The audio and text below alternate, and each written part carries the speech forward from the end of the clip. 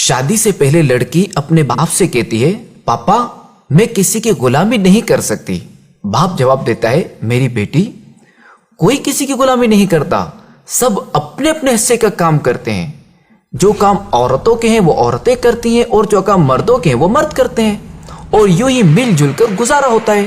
شادی کے بعد وہی لڑکی اپنے شوہر سے کہتی ہے، میں کھانا گرم نہیں کروں گی۔ یہ سن کر شوہر کہتا ہے، تو پھر تم اپنے باپ کے گھر واپس چلے جاؤ کہ میں تمہاری ضروریات پورا کرنے کے لیے صبح سے شام تک محنت کرتا رہوں اور تم میرا کوئی کام نہ کرو، تو پھر ٹھیک ہے، مجھے بھی تمہاری ضرورت نہیں۔ طلاق کے بعد وہ لڑکی اپنے بھائی کے یہاں آ جاتی ہے، لیکن کچھ دنوں بعد بھائی اپنی اسی بہن سے کہتا ہے، دیکھو میری بہن، میں اب فیملی والا ہو گیا ہوں، میری بیوی تمہیں اب مزید برداشت نہیں کر سکتی، لہذا تم اپنا کہیں اور بندوبست کر لو۔ اب وہ لڑکی نوکری کی تلاش میں ایک دفتر جاتی ہے۔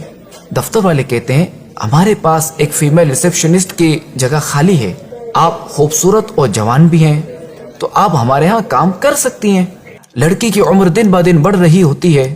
دفتر والے اس سے کہتے ہیں، بی بی ہم معذرت خواہیں، آپ کے کام میں اب پہلے جیسی تیزی اور پھرتی نہیں رہی، لہذا اب آپ کہیں اور نوکری ڈھونڈ لیں، ہمیں اب آپ کی ضرورت نہیں رہی۔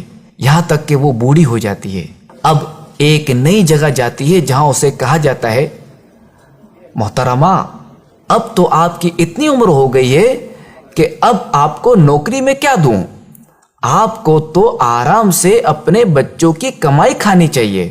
وہ عورت کہتی ہے، میرے بچے نہیں ہیں، میرا کوئی نہیں ہے۔ یہ سن کر نئے دفتر والا کہتا ہے، اوہ چلیں آپ کے لیے کچھ کرتا ہوں، میرا 20 لوگوں کا اسٹاف ہے، کیا آپ ان سب کے لیے کھانا پکا سکتی ہیں، جس کے میں آپ کو 6000 روپے ماہانہ دوں گا۔ یہ سن کر وہ عورت کہتی ہے، صرف 6000؟ تو نیو دفتر والا جواب دیتا ہے کہ میں جانتا ہوں کہ ان 6000 میں آپ کی ضرورت پوری نہیں ہوگی، مگر کیا کروں، میں مجبور ہوں، میرے پاس اس سے زیادہ کی گنجائش بھی نہیں ہے۔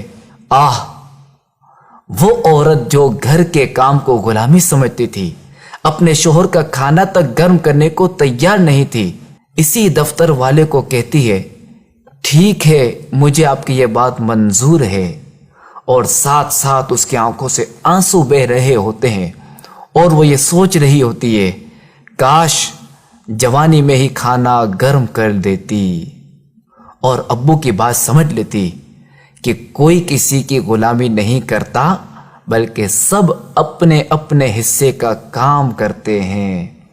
مشہور کہاوت ہے نا کہ میاں بیوی گاڑی کے 2 پہیے کی طرح ہوتے ہیں، اگر ایک پہیا خراب ہو جائے تو گاڑی کا چلنا ممکن نہیں رہتا۔ تو شادی ایک مضبوط بندھن ہے، مگر اس قدر مضبوط بندھن انتہائی نازک ڈور سے بندھا ہوا ہے، اور یہ ڈور کسی ایک کی کوتاہی، جلد بازی اور بے وقوفی سے ٹوٹ بھی سکتی ہے۔ لہذا اس رشتے کو پروان چڑھانے کے لیے اعتماد، سچائی اور دیانتداری بہت ہی ضروری ہے۔